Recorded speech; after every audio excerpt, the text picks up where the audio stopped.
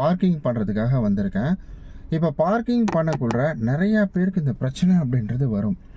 Actually வந்துட்டு இந்த car இப்படி இருக்குது, இந்த கார் இருக்கக்குள்ள எப்படி நான் இதில் போய்ட்டு பார்க்கிங் பண்ணுவேன் அப்படின்ற ஒரு யோசனை இருக்கும். ரொம்ப சிம்பிள் தாங்க. நம்ம வந்துட்டு ஈஸியாக பார்க்கிங் அப்படின்றத பண்ணலாம். எப்படின்னா, நீங்கள் நார்மலாக ஜட்ஜ்மெண்ட் பண்ணுறது தான் கார் ஓட்டுறதுல எல்லாமே. ஸோ நான் எப்படி பார்க் பண்ணுவேன்னா இப்படி தான் பார்க் பண்ணுவேன். முடிஞ்ச அளவுக்கு அந்த காரை ரொம்ப ஒட்டாமல் ஸோ லைட்டாக வந்துட்டு திருப்பிடுவேன். திருப்பினோடனே பார்த்தீங்கன்னா வண்டி ஓரளவுக்கு வந்து வெளில வந்துருச்சிங்களா. ஸோ இப்போ எனக்கு வந்துட்டு இந்த சைடெல்லாம் உங்களுக்கு பெருசாக அலைன்மெண்ட் ஆகிட்டுருக்காது. இப்போ என்ன பண்ணுவேன்னா நான் இப்போ வந்துட்டு வீலை ஸ்டடி பண்ணிக்கிட்டு லைட்டாக வந்துட்டு இந்த சைடு உடச்சி பார்ப்பேன். அதாவது வந்துட்டு ரிவர்ஸ் கீர் போட்டுருவேன். ரிவர்ஸ் கீர் போட்டு மறுபடியும் பின்னாடி போவேன். பின்னாடி போகல வண்டி ஸ்டடி ஆகிறது உங்களுக்கு நல்லாவே தெரியும். அந்த பைக்கை வந்துட்டு கணக்கு வச்சுக்கோங்க.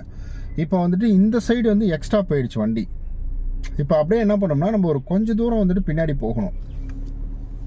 இப்போ நான் அப்படியே கொஞ்சம் தூரம் பின்னாடி போகிறேன். இங்கே பைக் அப்படின்றது இருக்குது இந்த இடத்துல. ஸோ பின்னாடி கொஞ்சம் ஸ்டெடியாக போயிட்டான் அப்படின்னா இப்போ என்ன செய்யணும்னா, இப்போ வண்டி ஸ்டெடியாக இருக்கா, அதாவது நேராக தான் இருக்கா வீலு அப்படின்றத நான் வந்துட்டு ஜட்ஜ் பண்ணிப்பேன். ஸோ இப்போ நான் மூவ் பண்ணக்குள்ள வண்டி பார்த்தீங்கன்னா கொஞ்சம் வந்துட்டு லெஃப்ட் ஹேண்ட் சைடு போகுது. அப்போ நான் என்ன செய்வேன்னா லைட்டாக வந்து ரைட் சைடு வந்துட்டு உடைப்பேன். இப்போ ரைட் சைடு உடைக்கக்குள்ள பார்த்தீங்கன்னா எனக்கு வண்டி ஓரளவுக்கு நல்லா போகுது. அப்போ வந்துட்டு இப்போ நான் ஸ்டடி பண்ணுறேன் பாருங்கள். இப்போ ஸ்டடி பண்ணால் நேராக வந்துட்டு அந்த கேப் அப்படின்றது எனக்கு ஃபில் ஆகிடுச்சு. எனக்கு இந்தாண்ட பைக்குக்கும் வந்துட்டு எந்த இதுவும் கிடையாது, இந்தாண்ட எனக்கு வந்துட்டு இவங்க காருக்கும் எந்த இடைஞ்சலும் கிடையாது. ஸோ இப்படி தான் நம்ம வந்துட்டு ஒரு பார்க்கிங் அப்படின்றது பண்ணணுங்க. என்ன சிம்பிள், நம்ம எடுத்தோடனே ஆக்சிலேட்டர் வந்துட்டு கொடுக்கவே கூடாது. பார்க்கிங் பண்ண போகிறீங்க, வண்டியை நிறுத்தி நீங்கள் பார்க்கிங் பண்ண போகிறீங்கன்னா அப்போ வந்துட்டு ரொம்ப ஸ்லோ தான். அதாவது வந்துட்டு ஆக்சிலேட்டர் நீங்கள் வந்துட்டு கிளட்சிலேருந்து கால் எடுக்கவே ஆக்சிலேட்டர் அதுவே வந்துட்டு ஒர்க் ஆகும். அது மாதிரி தான் வந்துட்டு எல்லா கார்லையுமே செட் பண்ணி வச்சுருப்பாங்க. அதை மட்டும் நீங்கள் பார்த்துக்கிட்டிங்கனாலே போதுங்க. ஆக்சிலேட்டர் மட்டும் நீங்கள் கொடுத்தீங்கனாலே, ஆக்சிலேட்டர் கொடுக்காம நீங்கள் கிளட்சிலேருந்து மட்டும் ஒரு மீடியமாக நீங்கள் வந்து கால் எடுக்கிறீங்க அப்படின்னாலே உங்களுக்கு ஈஸியாக தெரிஞ்சிடும். ஸோ அப்படி வந்துட்டு ஈஸியாக உங்களால் வந்துட்டு வண்டி பார்க்கிங் அப்படின்றது பண்ண முடியுங்க.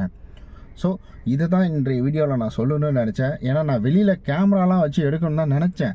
ஆனால் இங்கே பார்த்தீங்கன்னா மழை பெஞ்சு அங்கங்கே தண்ணி நின்றுட்டுருக்குது. அப்படி இருக்கிற பட்சத்தில் நம்மளால் வந்துட்டு அங்கங்கே ஸ்டாண்டு வச்சாலும் அடிக்கிற காற்றுலேயே அது கீழே விழுந்துடும். அதனால தான் நான் அது எதையுமே வைக்காமல் விட்டுருக்கேன். நான் நெக்ஸ்ட் வீடியோவில் உங்களுக்கு இன்னும் கிளியராக வந்துட்டு நிறையா விஷயங்களை ஒரு வீடியோவாக நான் அப்லோட் பண்ணுறேன். நான் ரொம்ப சிம்பிள் தாங்க, ஒன்றும் இல்லை. நீங்கள் அந்த பார்க்கிங்க்குன்னு உங்களுக்கு ஒரு அலைன்மெண்ட் பண்ணியிருப்பாங்க, அதாவது கோடு கொடுத்து வச்சுருப்பாங்க லெஃப்ட்டு ரைட் அப்படின்றது. இந்த பிக்சரில் வர்றதை நீங்கள் பார்த்துக்கோங்க. எப்படின்னா அந்த சென்ட்ரல்னா நமக்கு வந்துட்டு லெஃப்ட் சைடு மஞ்சள் கோட்லேயும் வந்துட்டு இந்த சைடு இருக்கிற லெஃப்ட் சைடு வீல் வந்துட்டு நிறையா போயிடக்கூடாது, ரைட் சைடு வீல் வந்துட்டு நிறையா போயிடக்கூடாது. அப்படி வச்சுக்கிட்டு நம்ம அந்த சென்ட்ரு வந்தவுடனே நம்ம லைட்டாக வந்துட்டு திருப்பணும். முன்னாடி இருக்கிற ஆப்ஜெக்டை நம்ம இடிக்காமலே நம்ம திருப்பணும் அப்படின்னா, ஃபார் எக்ஸாம்பிள் நான் வந்துட்டு இன்னும் ரிவர்ஸ் போய் கூட உங்களுக்கு காமிக்கிறேன் பாருங்கள். இப்போ நான் வெளியில் கூட வந்துடுறேன். நான் வெளியில் வந்துட்டு உங்களுக்கு ஸ்டார்டிங்கில் இருந்தே கூட உங்களுக்கு காமிக்கிறேன். நான்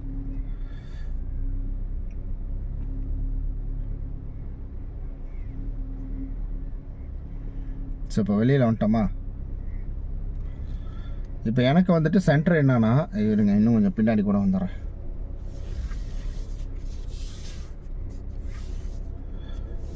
இந்த 2 பைக் இருக்குது பார்த்தீங்களா, வந்துட்டு 2 பைக் கூட வச்சுக்கலாம். இந்தாண்டா வந்துட்டு உங்களுக்கு ஜூபிட்டர் இருக்கும். ஸோ இந்தாண்டா பார்த்தீங்கன்னா உங்களுக்கு வந்துட்டு வேற ஒரு டிவிஎஸ் பைக் அப்படின்றதுக்கு ஒரு படுதா மேலே போட்டிருக்கோம்.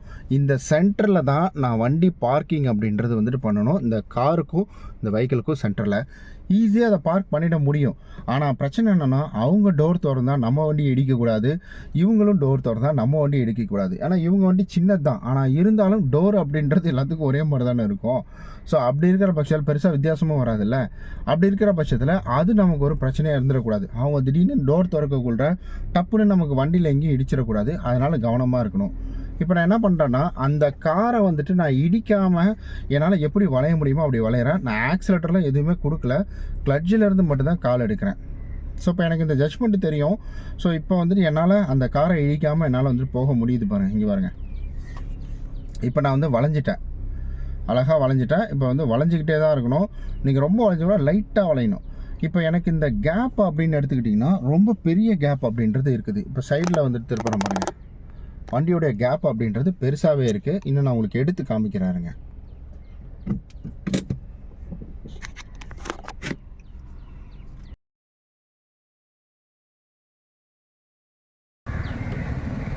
பாருங்க, இந்த இடத்துல வந்துட்டு நேராக முட்டின மாதிரி கூராக வந்து இந்த இடத்துல வந்து ரொம்ப அகலமாக இருக்குது பாருங்கள், எவ்வளோ அகலம் இருக்குது பாருங்கள். இந்த இடத்துல வந்துட்டு அகலமே இல்லை. ஸோ ரொம்ப வந்துட்டு அதாவது வி ஷேப்பில் வந்துட்டு இங்கே போயிடுச்சு. ஸோ இப்படி இருக்கக்கூடாது. இதை தான் நம்ம இப்போ வந்துட்டு அட்ஜஸ்ட்மெண்ட் பண்ண போகிறோம். மறுபடியும் கேமரா அதனுடைய போல்ட்லேயே வச்சேன்.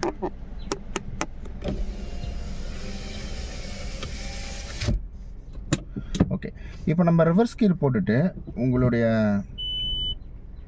வீல் வந்துட்டு இருக்கிற பொசிஷன்லேயே உங்களுக்கு லெஃப்ட் ஹேண்ட் சைடு வந்துட்டு திருப்பணும். நம்ம லெஃப்ட் சைடு வந்துட்டு நல்லா உடச்சிட்டு இப்போ என்ன செய்யணும்னா நம்ம வந்து பின்னாடி அப்படியே ரிவர்ஸ்லேயே போகணும். இப்போ ரிவர்ஸ் நான் இப்போ போகிறேன். நான் இப்போ அந்த வண்டியை விட்டு நம்ம வண்டி வந்து ரொம்ப தூரமாக போயிட்டுருக்கு. இப்போ ரிவர்ஸ் போக போக நான் வந்து ஸ்டடி பண்ணிக்கணும். ஸோ எனக்கு ரைட் ஹேண்ட் சைடு கொஞ்சம் அதிகமாக போனாலே போதும். இப்போ ஸ்டடி பண்ணிக்கிட்டேன்னா இப்போ பாருங்கள், என்னால் ஈஸியாக வந்துட்டு வண்டியை வந்து பார்க் பண்ண முடியும். இப்போ நான் என்ன பண்ணிட்டேன், வண்டி ஸ்டேரிங்கை வந்துட்டு ஸ்டடி பண்ணிட்டேன்.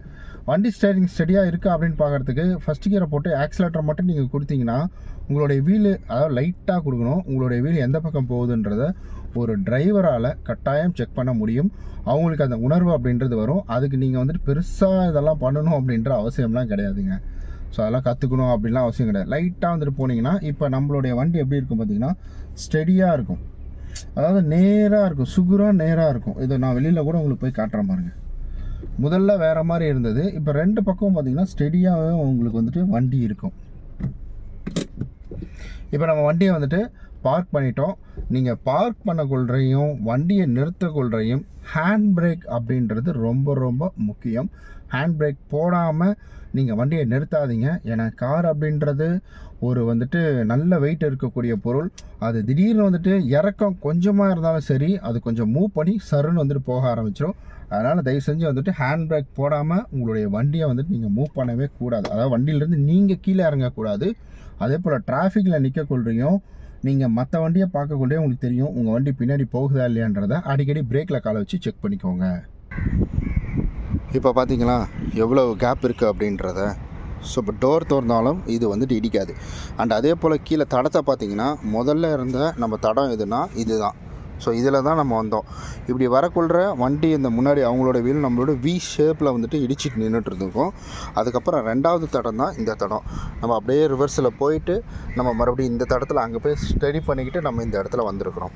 ஸோ இப்படி தான் நீங்கள் ஒரு வண்டி பார்க் பண்ணுறீங்கன்னா நீங்கள் வந்துட்டு எந்த வித இடைஞ்சலும் இல்லாமல், இப்போ பாருங்கள், இவங்க டோர் திறந்தாலும் நம்ம வண்டி இடிக்காது, நம்ம டோர் திறந்தாலும் இந்த வண்டியில் இடிக்காது.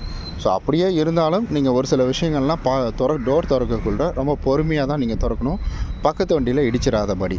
அது அந்த வண்டியை இடித்தாலும் உங்களுக்கு தான் வந்துட்டு ஆபத்து, அது நம்மளை இடித்தாலும் நமக்கு தான் ஆபத்து. ரெண்டு வண்டிக்குமே ஆபத்து அப்படின்றது இருக்கும். ஏன்னா ஸ்க்ராட்ச் விழுந்துடும் இல்லைங்களா. இப்போ பைக்கை பாருங்களேன். ஸோ இப்போ பைக்குக்கும் கேப் இருக்குது. இப்போ அவங்களும் தாராளமாக இந்த இடத்துல வந்துட்டு வண்டி அப்படின்றத பார்க் பண்ண முடியும் ரொம்ப ஈஸியாக.